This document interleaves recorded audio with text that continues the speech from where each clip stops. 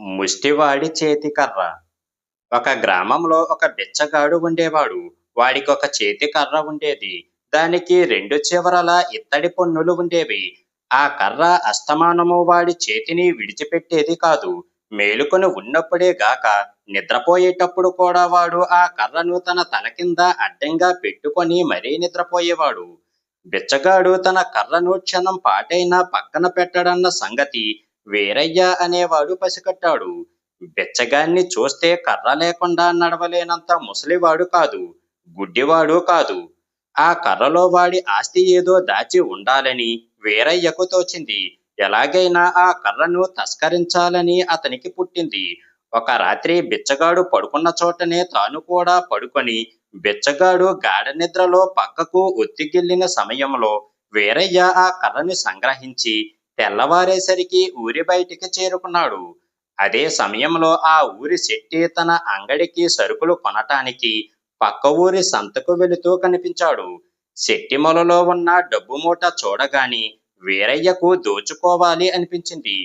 అతను శెట్టి దారికి అడ్డంగా నిలబడి, నీ దగ్గర ఉండే సొమ్మంతా ఇక్కడ పెట్టు అని గద్దించాడు. శెట్టి మొరాయించాడు. సొమ్మిస్తావా లేదా అంటూ వీరయ్య శెట్టి నెత్తిమీద కర్రతో బలంగా కొట్టాడు. ఆ దెబ్బతో శెట్టి కళ్ళు తేలవేసి విరుచుకు పడిపోయాడు. శెట్టి బొడ్డులో ఉండే మూట లాక్కున్న వీరయ్యకు శెట్టి చచ్చాడని భయం పుట్టింది. ఎవరన్నా చూస్తారని అతను ఆ కర్రను అక్కడే వదిలేసి పారిపోయాడు. కొద్దిసేపటికి శెట్టికి స్పృహ వచ్చింది. తన నెత్తిన కర్రతో కొట్టిన దుర్మార్గుడు తన బొడ్డునున్న 10 రూపాయలు కాజేశాడు. కాని వాడు తన కర్రను వదిలేసిపోయాడు. శెట్టి ఆ కర్రను తీసి పరీక్షించాడు. కర్ర బాగా బరువు ఉన్నది. ఏ మాయమాటలన్నా చెప్పి ఆ కర్రను 20 రూపాయలకు అమ్మి పోయిన 10తో పాటు మరో 10 రూపాయలు సంపాదించాలని శెట్టికి పుట్టింది. అతను పొరుగురి కంసాలి వద్దకు వెళ్ళి, ఈ కర్రలో ఖరీదైన రత్నాలు ఉన్నాయి. శాస్త్ర ప్రకారం వాటిని నేను అనుభవించరాదట. చవగ్గా ఇస్తాను. ఈ కర్ర తీసుకొని పొన్నులు ఊడగొట్టి ఆ రాళ్లను నువ్వే ఉపయోగించుకో అని అన్నాడు. శెట్టి మాటలు నమ్మి కంసాలి ఆ కర్రను 20 రూపాయలకు కొన్నాడు.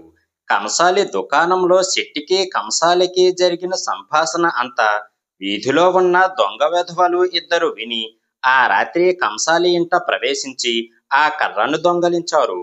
వాళ్ళు దాన్ని ఊరు బయటకు తీసుకుపోయి దాని ఇత్తడి పన్నులు ఊడగొట్టటానికి లోపల ఉన్న రత్నాలు పంచుకోవటానికి నిశ్చయించారు. కానీ ఆ పన్నులు ఊడి వచ్చే మార్గం కనిపించలేదు. ఇంతలోపునే వాళ్లకు పంపకం విషయంలో అభిప్రాయ భేదాలు వచ్చాయి. ఎవరి మట్టుకు వారు తనకు ఎక్కువ వాటా రావాలి అన్నారు. అది కొట్లాటగా పరిణమించింది. అంతలో రాజభటులు వాళ్లను పట్టుకొని రాజుగారి వద్దకు తీసుకుపోయారు. వాళ్ళు కర్రలో ఉన్న ధనం కోసం పోట్లాడుకుంటున్నారని, వాళ్ళు ఆ కర్రను ఎక్కడో దొంగిలించారని రాజు తెలుసుకొని ఇద్దరిని నిర్బంధంలో పెట్టించాడు. తర్వాత రాజు ఒక ప్రకటన చేస్తూ తన వద్దకు వచ్చిన కర్రలో ఏమున్నది చెప్పిన వారికి ఆ కర్రను మంచి బహుమానాన్ని ఇస్తానని తెలియబరిచాడు.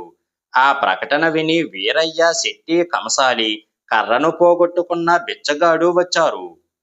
ఆ కర్రలో బంగారం ఉన్నది అన్నాడు వీరయ్య. రత్నాలు ఉన్నాయి అన్నాడు శెట్టి.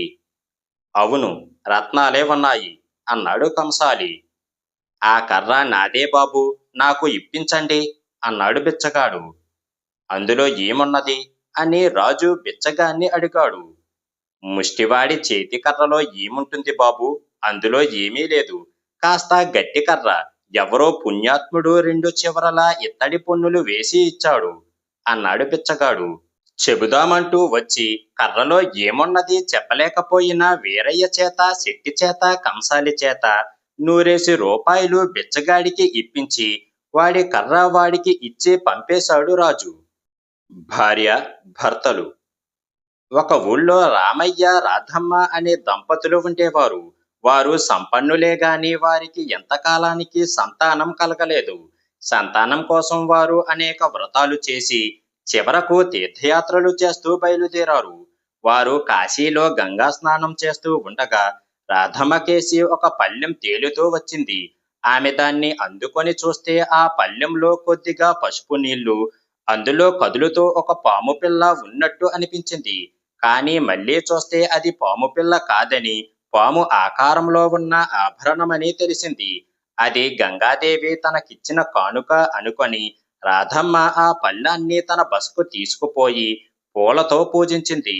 అయితే మర్నాడు ఉదయం ఆమె తనకు దొరికిన పళ్ళాన్ని చూస్తే అందులో నాగాభరణానికి మారుగా ఒక చక్కని మగబిడ్డ కనిపించాడు. రాధమ్మ అమితానందంతో ఆ బిడ్డను ఇంటికి తెచ్చుకొని తన బిడ్డలాగానే పెంచుకొని తనకు సంతానం లేని కొరత తీర్చుకున్నది. ఆ పిల్లవాడికి తల్లిదండ్రులు ముద్దుగా గంగాదత్తుడు అనే పేరు పెట్టుకున్నారు. గంగాదత్తుడు పెరిగి పెద్దవాడయ్యాడు. అతను చాలా బుద్ధిమంతుడు, మంచి కొడుకు అనిపించుకుంటున్నాడు. యుక్త వయసు రాగానే అతనికి సుందరి అనే చక్కని కన్యనిచ్చి పెళ్లి చేశారు. గంగాదత్తుడికి వివాహం జరిగిన కొద్ది రోజులకు ఒక ముసలది సుందరి దగ్గరకు వచ్చి తనకు ఎవరూ లేరని, తనకు తిండి పెట్టి పోషించినట్టయితే చాతనైన పనులు చేస్తూ కనిపెట్టి ఉంటానని వేడుకున్నది. సుందరి ఆ ముసలిదాన్ని చూసి జాలిపడి ఆమె కోరిక ప్రకారం తన వద్ద ఉండనిచ్చింది. ముసలిది సుందరికి వింత వింత కథలు కబుర్లు చెబుతూ త్వరలోనే ఆమె విశ్వాసాన్ని చూరగొన్నది. ఒకరోజు ముసలిది మాటల సందర్భంలో, నువ్వు నీ భర్త చాలా అన్యోన్యంగా ఉంటున్నారు, కానీ అతని గురించి నీకు ఏమీ తెలియదు. నువ్వు చాలా అమాయకురాలివి అని అన్నది. సుందరి పౌరుషంగా, నా భర్తను గురించి నాకు సమస్తమూ తెలుసు. ఆయన మనసులో ఉండే ప్రతి చిన్న విషయము నేను ఎరుగుదును అన్నది గర్వంగా. ముసలిది నవ్వి, నీకు నీ భర్త అసలు పేరు కూడా తెలియదు అని అన్నది. అంత చోద్యంగా మాట్లాడకు. ఆయన పేరు గంగాదత్తుడు కాదా అని సుందరి అడిగింది. కాదు, అతని అసలు పేరేమిటో మనకెవరికీ తెలియదు. నువ్వు అడిగి చూడు. నీ మీద నిజంగా ప్రేమ ఉన్నవాడైతే చెప్పకపోతాడా? ఆ పేరుతో పాటు నీ భర్తను గురించి ఇంకా ఎన్నో అద్భుత విషయాలు తెలుస్తాయి అన్నది ముసలది. ఆ రాత్రి సుందరి, ఏమండి, మీ అసలు పేరేమిటో చెప్పరు అని అడిగింది. గంగాదత్తుడు ఆ మాటకు తుల్లిపడి, నా అసలు పేరా? అడగకు, అడగకు అన్నాడు కంగారుగా. అతనికి వేరే పేరు ఉన్నదని సుందరికి రూఢి అయిపోయింది. అతని చేత ఆ పేరు చెప్పించాలన్న పట్టుదల కూడా పుట్టుకు వచ్చింది. చెప్పి తీరాలని ఆమె పంతం పట్టింది. అతను ఎంతసేపు ఆ మాట అడగకు అన్నాడే తప్ప తన అసలు పేరు చెప్పనే లేదు. తెల్లవారిన దాకా ఇద్దరూ పట్టు విడవలేదు. తెల్లవారగానే గంగాదత్తుడు సుందరితో, నేను నీకు నా అసలు పేరు చెప్పే తీరాలా? నీ పట్టు విడవవా అని అన్నాడు. చెప్పి తీరాల్సిందే. చెప్పరాదని మీకు ఆ పట్టుదల దేనికి అన్నది సుందరి. అయితే నా వెంటరా అంటూ అతను తమ తోటలో ఉన్న కొలను దగ్గరికి దారి తీశాడు. సుందరి అతని వెంట వచ్చింది. ఎప్పటికైనా మించిపోయింది లేదు. నీ ఉద్దేశం మార్చుకుంటావా అన్నాడు గంగాదత్తుడు. చెబుతానని తీసుకువచ్చి మళ్ళీ ఇదేమిటి? ఏమైనా సరే మీరు నాకు మీ అసలు పేరు చెప్పి తీరాలి అన్నది సుందరి మొండిగా. నేను నాగపుత్రుణ్ణి. నా అసలు తండ్రి నాకు నామకరణం చెయ్యలేదు ఇంకా అంటూ గంగాదత్తుడు కొలనులోకి దూకేశాడు. సుందరి గుండె గుభేలుమన్నది. ఆమె పెద్ద పెట్టున ఏడుస్తూ, బుద్ధి తక్కువ అయ్యింది, చంపలేసుకుంటున్నాను, బయటికి రండి అంటూ కొలను చుట్టూ తిరగసాగింది. అప్పుడు ముసలిది వచ్చి ఆమెను ఊరడిస్తూ, జరిగిన సంగతి చెబుతాను విను. నేను కూడా ఒక నాగస్త్రీని. నీ భర్త ఒక నాగరాజు కొడుకు. పుట్టడమే జీవం లేకుండా పుట్టాడు. సూర్యరశ్మి సోకితే చైతన్యం వస్తుందని నేనే ఆ బిడ్డను ఒక పళ్ళెంలో గంగకుండా భూమిపైకి తెచ్చాను. కానీ నా ఏమరపాటు వల్ల పళ్ళెం గంగా ప్రవాహంలో కొట్టుకుపోయింది. ఎంత వెతికినా దొరకలేదు. నాగరాజు నా పైన చాలా కోపడ్డాడు. అతను మనిషి స్పర్శ వల్ల మనిషిగా మారి ఇక్కడ పెరుగుతున్నట్టు ఇటీవలనే తెలిసింది. అతన్ని తీసుకురమ్మని నాగరాజు నన్ను పంపాడు. అతని అసలు పేరు అడిగినట్టయితే జన్మ స్ఫురణ కలిగి పాతాళానికి వచ్చేస్తాడని నీ చేత అడిగించాను. నేను వచ్చిన పని తీరిపోయింది అంటూ ముసలిది కూడా మడుగులోకి దూకింది. సుందరి సమయస్ఫూర్తితో ముసలిదాన్ని చెంగు పట్టుకొని తాను కూడా మడుగులోకి దూకింది. ఇద్దరూ పాతాళం చేరాక ముసలిది, సాహసం చేసి నువ్వు కూడా వచ్చేశావా? ఇక్కడే ఉండు. నీ భర్త ఏ స్థితిలో ఉన్నాడో చూసి వస్తాను అని వెళ్ళిపోయింది. కాసేపటికి ఆమె తిరిగి వచ్చి, నీ భర్త ఈ పక్కనే గదిలో నిద్రపోతున్నాడు. అతని పక్కనే కాసేపట్లో అతని తల్లి భోజనం పెట్టిపోతుంది. నువ్వు వెళ్ళి గదిలో దాక్కో. అతను తిని వదిలేసిన ఆహారాన్ని అతను లేకుండా చూసి తినేయి. తర్వాత అతని ఎదుట పడి ఏం చెప్పుకుంటావో, ఎలా అతన్ని వశపరుచుకుంటావో అదంతా నువ్వే చూసుకో అని అన్నది. ముసలిది ఆమెను గంగాదత్తుడు నిద్రపోతున్న గదిలోకి పంపింది. సుందరి ఆ గదిలోనే ఒక రహస్య ప్రదేశంలో దాక్కున్నది.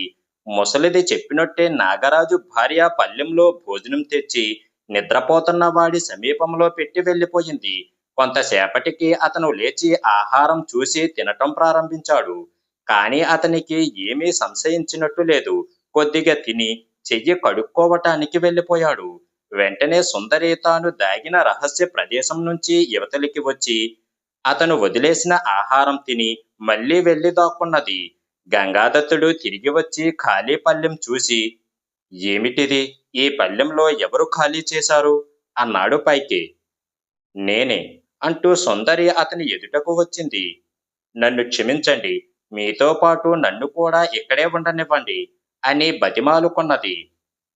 ఆమెను చూడగానే అతనికి సంతోషమయ్యింది. కాని మరుక్షణమే విచారంగా, అది ఎలా సాధ్యం? నువ్వు మనిషివి, నా తండ్రి చండశాసనుడు. నిన్నిక్కడ చూస్తే ప్రాణాలతో విడవడు. నిన్ను ముందు ఎక్కడన్నా దాయాలి అని అన్నాడు. సుందరి తల వంచుకొని దిగులుగా, నన్ను ఎక్కడ దాస్తారు? ఎంతకాలం దాస్తారు? నేను చేసిన పాపానికి నేనే శిక్ష పొందాలి. మీరు నన్ను క్షమిస్తే చాలు. మీ తండ్రి నన్ను చంపినా నాకేమీ అభ్యంతరం లేదు. ప్రాణం కాపాడుకోవటానికి నేనీ లోకం వదిలి మట్టుకు పోను అని అన్నది. గంగాదత్తుడు కొంచెం ఆలోచించి, ఈ చిక్కు నీది మాత్రమే కాదు, నాది కూడాను. నువ్వెక్కడే ఉండు అంటూ వెళ్ళిపోయాడు. అతను తిన్నగా రాజు వద్దకు వెళ్ళి, నా కోసం నా భార్య కూడా వచ్చేసింది. ఆమెకు మీరు ఏ శిక్ష విధిస్తారో నాకు అదే విధించండి. ఎందుచేతనంటే నన్ను విడిచి ఆమె ఉండలేనట్టే ఆమెను విడిచి నేను ఉండలేను. ఇక్కడికి చేరాక నాకు తిండి కూడా సంశయించలేదు అని అన్నాడు. నాగరాజు తన కొడుకు కేసి చాలాసేపు చూసి, చాలా కాలం మనిషి లోకంలో ఉండి నీలో నాగ లక్షణాలు లేకుండా పోయాయి. అందుకే మానవ భార్య కోసం తపించిపోతున్నావు. నువ్వు కోరినట్టు మీ ఇద్దరికీ ఒకటే శిక్ష ఇస్తాను.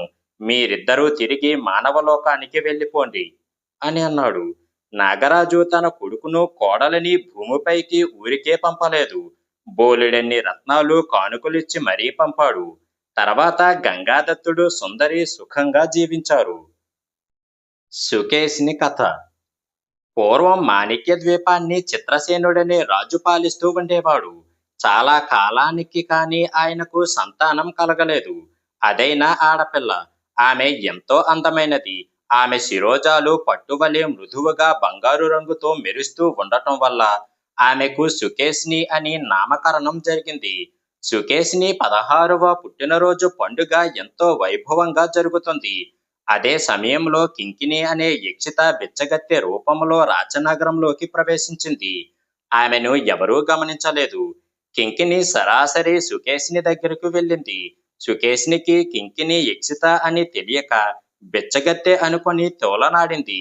దాంతో యక్షిత మండిపోయి ఇలా శాపమిచ్చింది, నీ సౌందర్యానికి నీవే గర్విస్తున్నావు. నీలాంటి శిరోజాలు ప్రపంచంలో మరో స్త్రీకి లేవనే కదా నీ గర్వం. నీ తల మీద వెంట్రుకలు ఈ క్షణంలోనే రాలిపోతాయి. అవి మళ్ళీ పెరగవు. శాపాన్ని ఉపసంహరించుకోమని యక్షితను ప్రార్థిద్దామని అనుకున్న యక్షిత మాయమయ్యింది. రాజకుమారి తల మీద వెంట్రుకలు రాలిపోయి అందవికారంగా తయారయింది.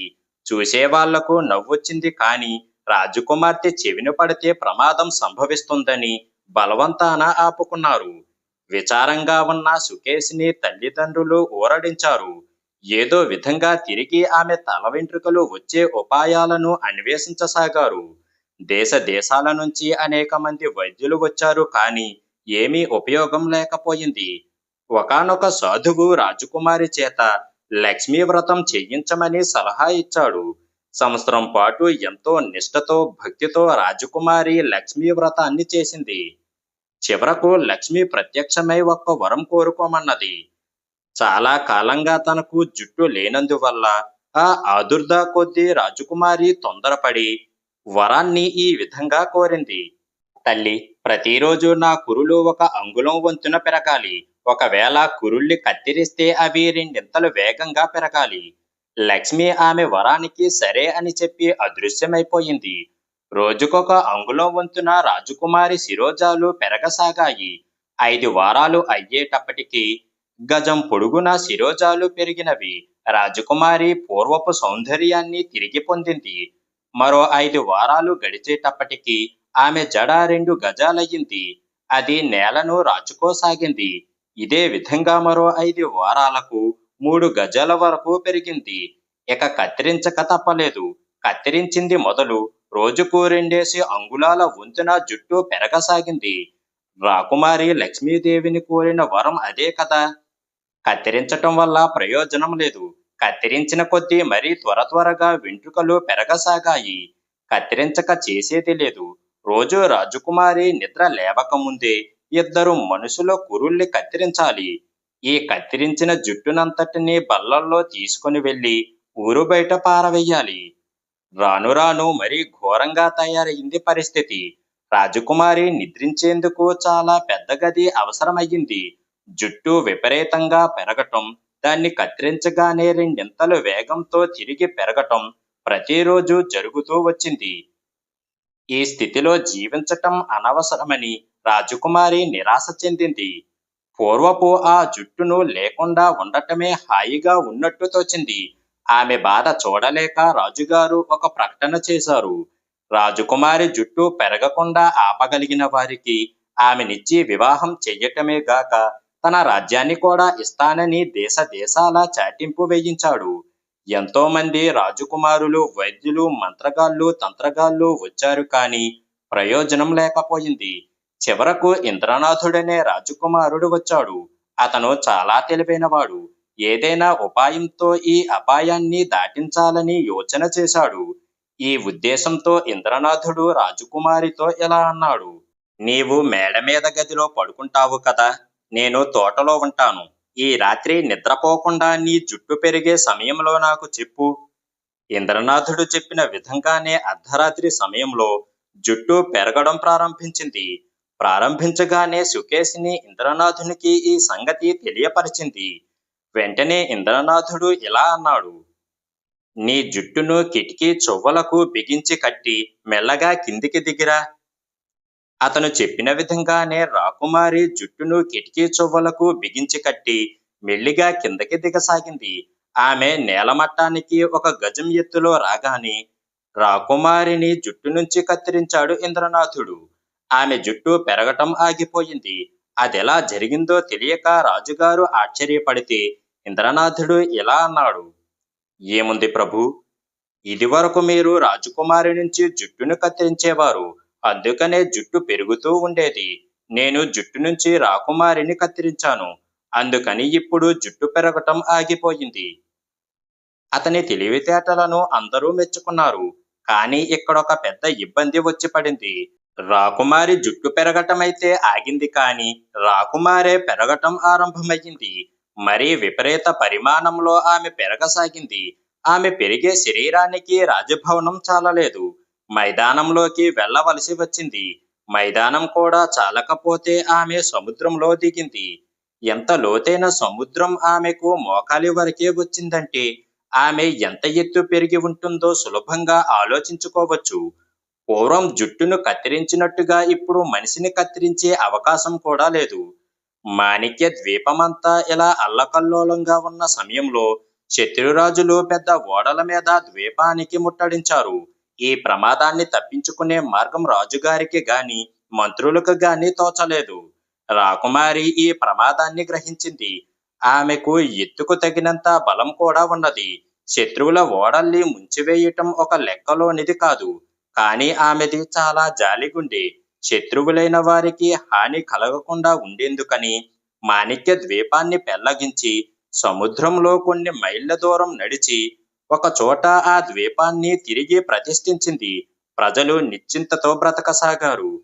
ఆమె మాణిక్య ద్వీపాన్ని పెళ్లగించిన సమయంలో ఇంద్రనాథుడు మెల్లిగా ఆమె చెయ్యి మీద నుంచి పాకి భుజాల వరకు వెళ్ళాడు. అక్కడి నుంచి మెల్లిగా ఆమె చెవి దగ్గరకు చేరాడు. అతను మాట్లాడే వరకు తన శరీరం మీద మనిషి ఉన్నాడనేది ఆమెకు తెలియదు. రాకుమారి, నేను ఇంద్రనాథుణ్ణి. నేనిప్పుడు నీ జుట్టు కత్తిరిస్తాను. అప్పుడు నీవు మామూలు పరిమాణానికి వస్తావు. జుట్టు పెరగటం ఆరంభిస్తుంది అన్నాడు ఇంద్రనాథుడు. సరే అన్నది రాకుమారి. నీవు మామూలు ఎత్తుకు రాగానే జాగ్రత్తగా ద్వీపం దాకా ఈదాలి అన్నాడు ఇంద్రనాథుడు. ఇంద్రనాథుడు జుట్టు కత్తిరించగానే రాకుమారి సాధారణ పరిమాణానికి మారిపోయింది. ఇద్దరూ ద్వీపం దాకా ఈదారు. కానీ పూర్వం వలనే తిరిగి జుట్టు పెరగటం ఆరంభమయ్యింది. ఏదైనా ఉపాయంతో ఈ అవస్థను దాటాలి. ఇంద్రనాథుడు చాలా దీర్ఘంగా ఆలోచించాడు. ఒక పెద్ద త్రాసును తెప్పించాడు. ఒక తక్కెడలో రాజకుమారిని కూర్చోబెట్టాడు. తక్కెడ ఆమె వైపు భూమిని ఆనింది. పెరిగే ఆమె తల వెంట్రుకలను రెండో వైపు తక్కెడలో వేయసాగాడు. రెండో వైపు తక్కెడ క్రమంగా బరువెక్కుతూ భూమి వైపు మొగ్గసాగింది. రాకుమారి కూర్చున్న తక్కెడ పైకి లేవసాగింది. ఈ విధంగా కొంతసేపటికి రెండు తక్కెడలు సరిసమానంగా అయ్యాయి. వెంటనే ఇంద్రనాథుడు ఆమె జుట్టును కత్తిరించి వేశాడు. జుట్టు కత్తిరపడే లోపలే రాకుమారికి మరో గజం జుట్టు వచ్చేసింది. కానీ చిత్రమేమిటంటే ఈ స్థితిలో ఆమె జుట్టు మరీ పెరగటం ఆగింది. ఎందుకంటే దీనికి ఒక కారణం ఉన్నది. ఇప్పుడు ఆమె జుట్టు పెరగాలో లేక ఆమె పెరగాలో తెలియక రెండింటికి పెరుగుదల ఆగిపోయింది. జీవితంలో తీరదు అనుకున్న సమస్య ఈ విధంగా తీరిపోయింది. అందుచేత తనకు మహోపకారం చేసిన ఇంద్రనాభుణ్ణి సుకేసిని వివాహం చేసుకున్నది.